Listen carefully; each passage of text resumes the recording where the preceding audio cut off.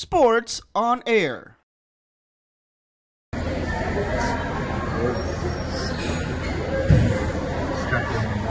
Last play,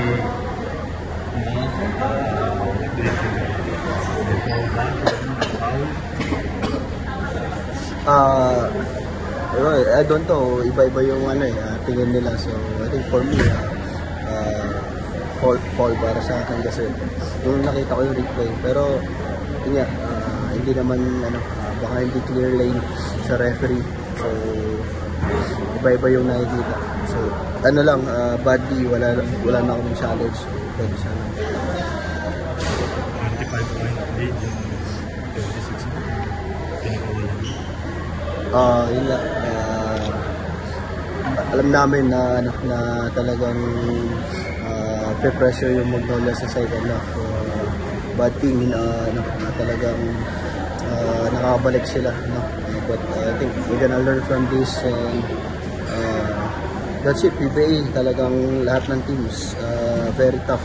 So kailangan maging ready sa lahat ng teams and every game.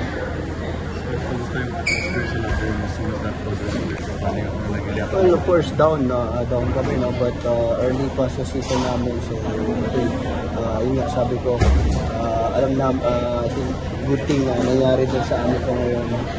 Especially, alam natin coming sa playoffs, so bigger picture, babalikan namin itong game na ito, matulong ko kami this coming PBA, especially with the new group, sa amin sa team.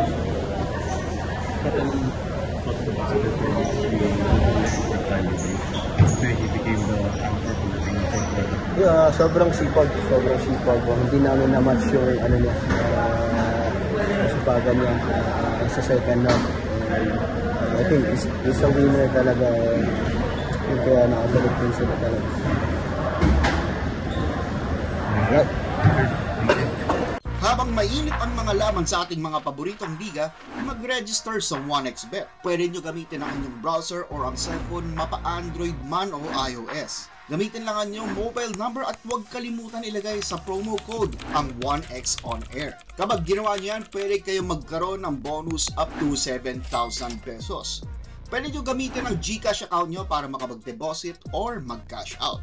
Simple lang, di ba? Kaya mag-register na sa 1xBet. Thank you for watching. Click the subscribe button and ring the bell to be notified with our latest videos.